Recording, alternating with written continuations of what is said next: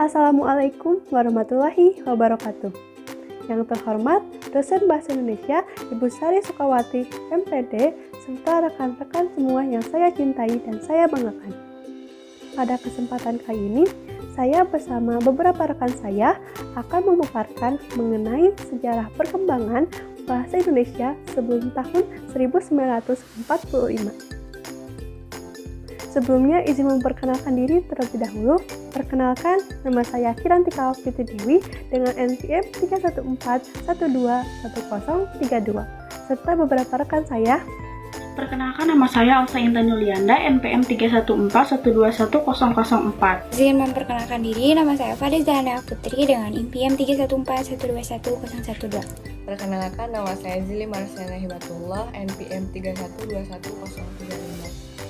Perkenalkan, nama saya Diska Ambarwati, NPM saya 314121008. Sejarah perkembangan bahasa Indonesia sebelum tahun 1945. Berawal dari Sumpah Pemuda pada tanggal 28 Oktober 1928, bahasa Indonesia mempunyai fungsi majemuk, yaitu menjadi bahasa persatuan, bahasa negara, bahasa resmi, bahasa penghubung antar individu, bahasa pergaulan, dan yang tidak kalah penting adalah sebagai bahasa pengantar di semua sekolah di Indonesia.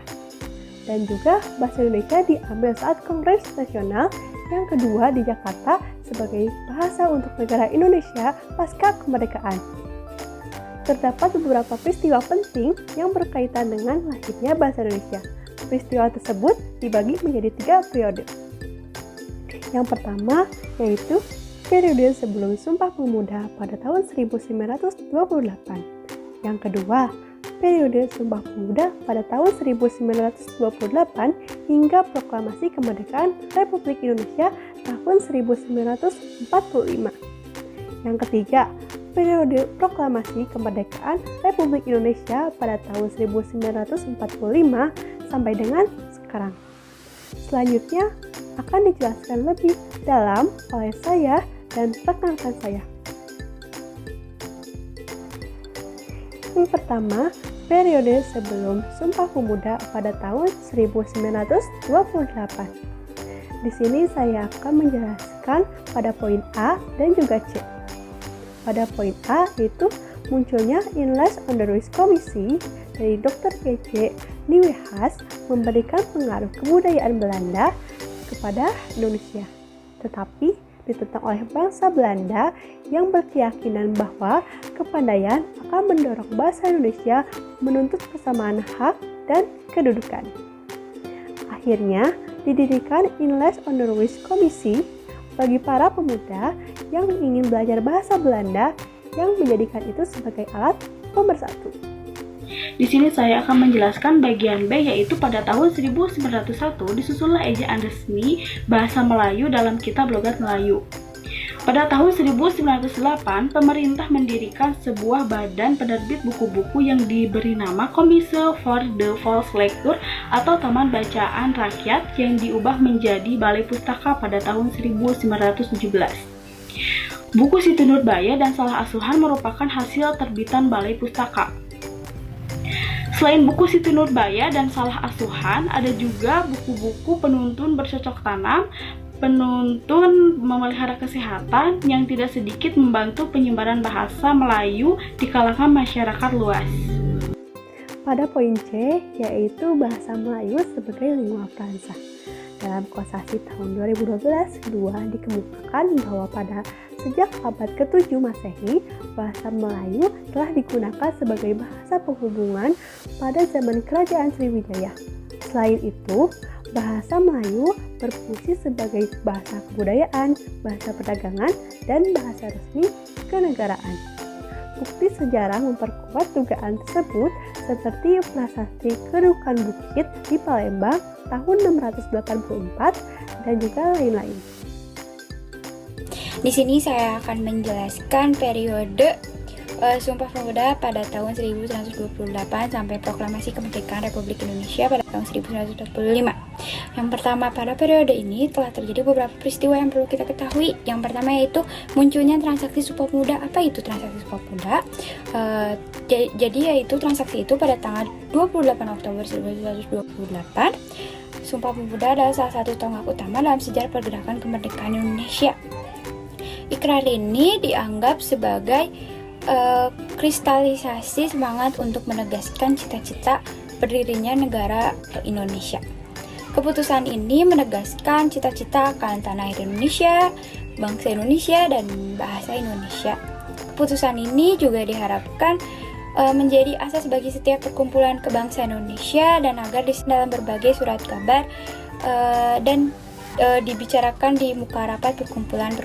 Lalu yang kedua, munculnya Angkatan Pujangga Baru pada tahun 1933 dipelopori oleh 3A Sultan Takdir Ali Syahbana, lalu yang kedua Amir Hamzah, dan yang ketiga Amir Pane. Mereka semua adalah Pujangga Baru, merupakan sebuah majalah sastra Indonesia yang diterbitkan pada bulan Juli 1933 hingga bulan Februari 1942. Jadi sudah terjadi beberapa peristiwa yang telah disampaikan tadi oleh Khadijah. Saya akan melanjutkan beberapa hal lagi, yaitu Kongres Bahasa Indonesia pertama yang ditetapkan di Solo pada tahun 1938. Dari hasil Kongres ini dapat disimpulkan bahwa usaha pembinaan dan pengembangan bahasa Indonesia telah dilakukan secara sadar oleh cendekiawan dan budayawan Indonesia pada saat itu.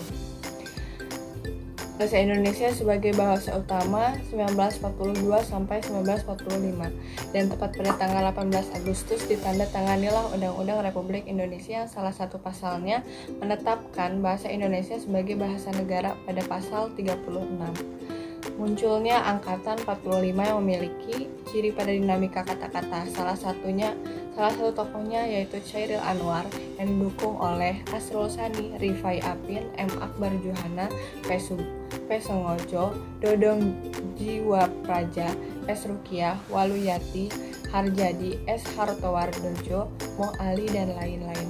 Itu adalah peristiwa yang terjadi pada periode Sumpah Pemuda 1928 sampai Proklamasi Kemerdekaan Republik Indonesia 1945. 3. Periode Proklamasi Kemerdekaan Republik Indonesia tahun 1945 sampai sekarang.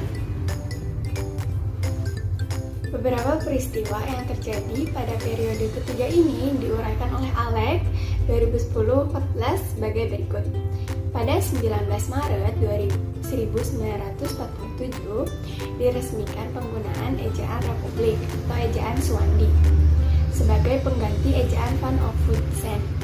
Kongres Bahasa Indonesia II di Medan pada 28 Oktober sampai dengan 2 November 1954. Hal ini salah satu perwujudan tekad bangsa Indonesia untuk terus-menerus menyempurnakan bahasa Indonesia. Pada tanggal 16 Agustus 1972, H.M. Soeharto, Presiden Republik Indonesia, meresmikan penggunaan ejaan bahasa Indonesia yang disempurnakan atau EYD sebagai pengganti ejaan sebelumnya. Selanjutnya, menemui berbagai kesulitan seperti kurangnya kata dan istilah yang berhubungan dengan iptek, kurangnya penelitian bahasa Melayu, kurangnya buku-buku iptek dalam bahasa Indonesia, pedoman umum di pembentukan istilah pada tahun 1975. Selanjutnya, Kongres Bahasa Indonesia III pada 28 Oktober sampai dengan 2 November tahun 1978 di Jakarta. Hal ini merupakan peristiwa penting bagi bangsa Indonesia untuk terus berusaha memantapkan kedudukan dan fungsi bahasa Indonesia. Sejak saat itu, Kongres Bahasa Indonesia dilaksanakan setiap 5 tahun sekali.